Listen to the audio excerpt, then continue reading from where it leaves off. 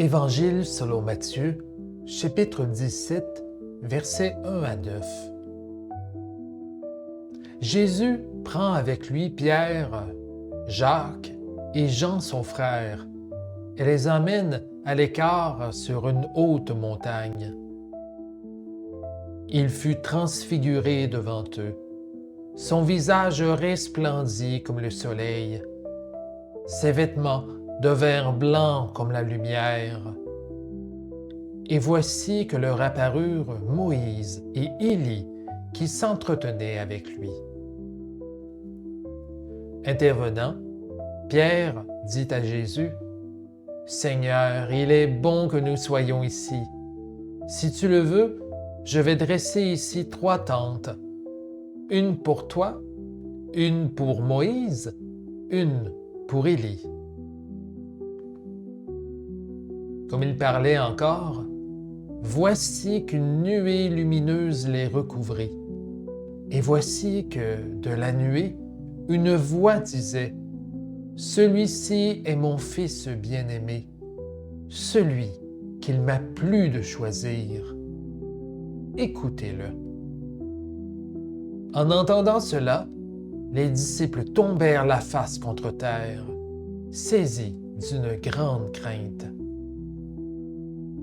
Jésus s'approcha, il les toucha et dit, « Relevez-vous, soyez sans crainte. » Levant les yeux, ils ne virent plus que Jésus, lui seul. Comme ils descendaient de la montagne, Jésus leur donna cet ordre. « Ne dites mot à personne de ce qui s'est fait voir de vous, jusqu'à ce que le Fils de l'homme soit ressuscité des morts. »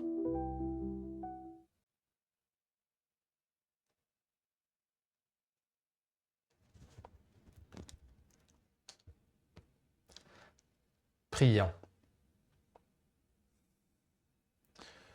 Dieu de grâce et d'espérance, que ces mots de ma bouche et les méditations de mon cœur te soient agréables. Inspire-nous afin que nous nous revêtions de la lumière de ton Fils. Amen. Vous savez, selon le calendrier liturgique, la transfiguration du Seigneur précède toujours le Carême et la Pâque, 2 temps populaires et au cœur de la vie de tous les disciples de Jésus. On s'attendrait donc à un texte simple et qui nous mène droit au but. Toutefois, cette histoire-là de transfiguration, vous vous en êtes aperçu, va dans tous les sens. Pas facile, non, c'est pas facile d'entrer dans ce récit-là qui peut nous paraître plutôt aveuglant. Essayons d'y faire sens un peu en convenant ensemble que la transfiguration est un récit pas mal étrange et qui exige un détour tout aussi étrange. Laissez-moi vous poser d'abord une question. Est-ce que vous connaissez par hasard la tristement célèbre chaîne YouTube intitulée Bernard, B-E-R-N-A-R-D, comme le nom? Si vous n'êtes pas familier avec lui, disons simplement que Bernard est un créateur de contenu plutôt historique et humoristique, mais surtout tragique. Dans ses vidéos très sombres, il présente de courtes histoires à propos de rôles et de métiers qui ne promettaient pas, mais vraiment pas, l'accès au bonheur. Par exemple, être une geisha au Japon féodal, ou encore, tiens, un enfant ouvrier à l'époque victorienne. C'est pas la série Martine, là. C'est pas lumineux pantoute. Je vous en parle parce que la toute dernière vidéo qui a été publiée il y a 2 semaines est pas mal intéressante, même si pas mal triste aussi. Bernard, dans celle-ci, nous présente le triste destin d'une prêtresse au temple de Babylone à l'époque de l'Antiquité. Les lecteurs assidus d'Habile parmi nous ont peut-être allumé en entendant ce titre très particulier qu'on retrouve dans le vocabulaire des religions. Et oui, on parle bel et bien ici de ce que la Bible désigne comme de la prostitution sacrée, c'est-à-dire une pratique formellement interdite par la loi mosaïque.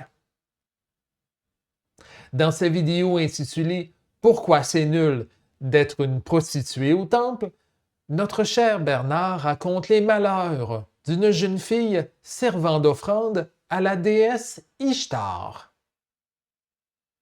La protagoniste a pour obligation de satisfaire de son corps la déesse, mais aussi et surtout le désir pervers d'une élite masculine située au sommet d'une hiérarchie dominante et oppressive. J'ai pas besoin de vous dire que dans les tristes feuilletons de Bernard, les misères s'enchaînent pour les personnages dont la vie, d'ailleurs, se termine toujours dans la tragédie. Âme sensible, s'abstenir. Je vous aurai averti.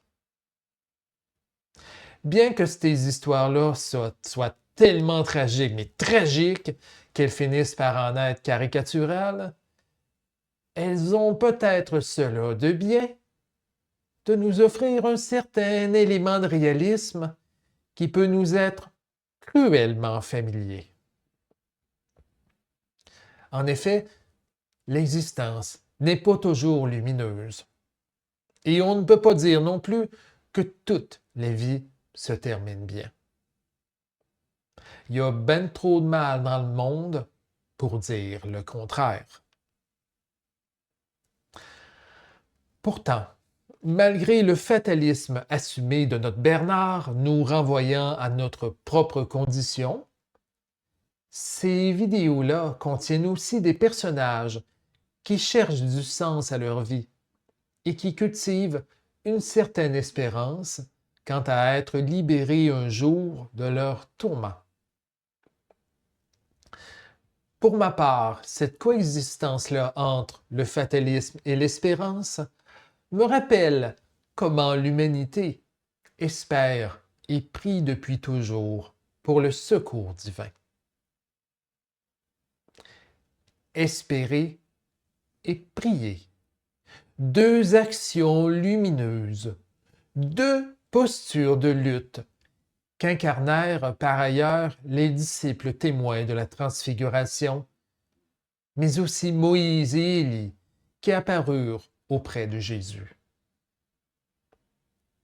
Vous savez, bien qu'ils n'aient pas vécu à Babylone, on ne peut pas dire que Moïse et Élie ont eu une fin très heureuse. Tous deux, au cours de leur existence, ont traversé des épreuves et ont terminé leur jour sur un certain constat d'échec. Moïse, ce grand libérateur, était appelé à mener le peuple en terre promise.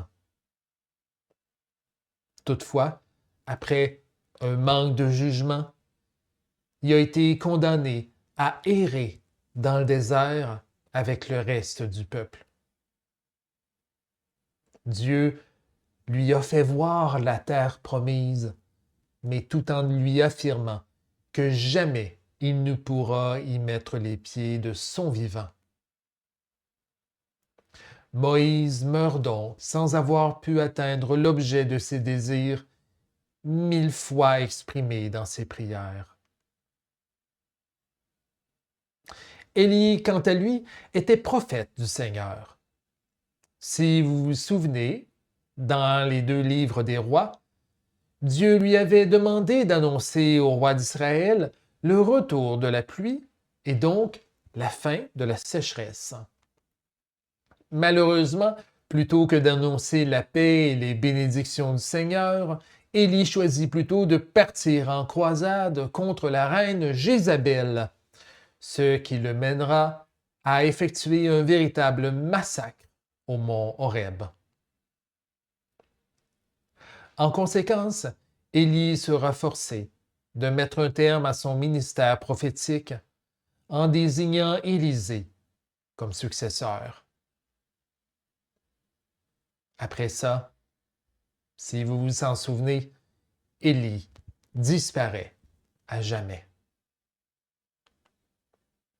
Voilà deux personnages ayant vécu des échecs importants.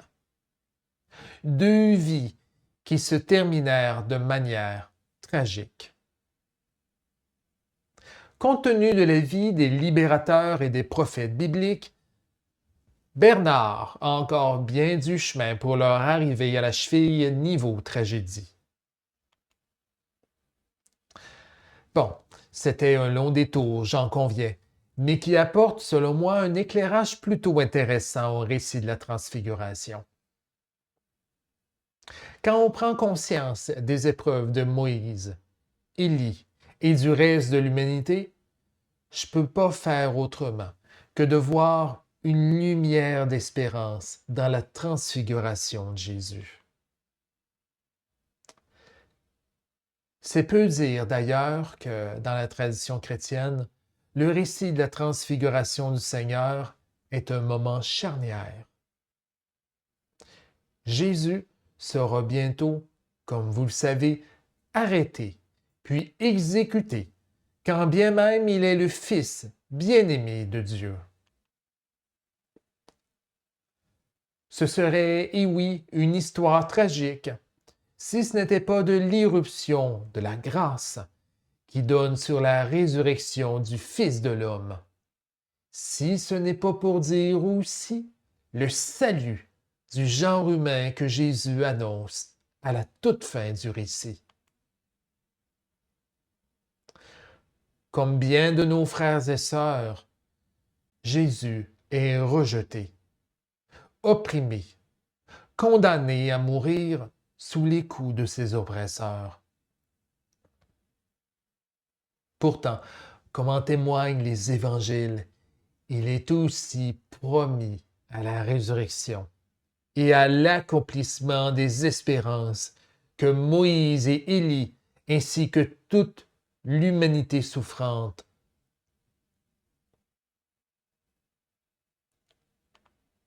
c'est un fait. La vie est particulièrement difficile. Certains et certaines sont moins privilégiés que d'autres. Des lumières s'éteignent dans la violence ou sous les coups d'un malheur inattendu. Pourtant, le récit de la Transfiguration nous rappelle que ce n'est pas à la mort que nous sommes promis, mais à la vie du Seigneur qui meurt et ressuscite avec nous. Frères et sœurs dans le Christ, Dieu est notre lumière de toute lumière. En envoyant son Fils parmi nous, il a répondu aux prières que l'humanité énonça depuis la création. En Jésus, Dieu a tenu ses promesses en mettant un terme au tragique et au fatalisme de notre existence. Alors que nous nous apprêtons à entrer dans le temps du carême, Dieu nous solidifie et nous incite à cultiver l'espérance. Quoique l'humanité traverse encore aujourd'hui de grandes épreuves, rappelons-nous qu'elle n'est pas seule à lutter contre les ténèbres.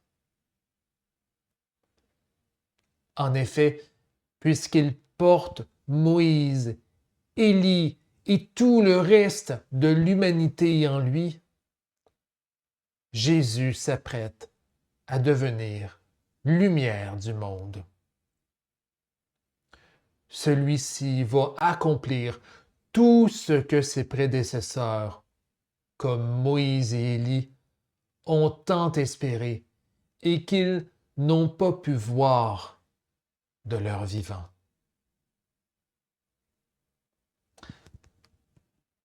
Dans la vie, dans la mort et la vie au-delà de la mort. Non, nous ne sommes pas seuls. Grâce soit rendue à Dieu. Amen.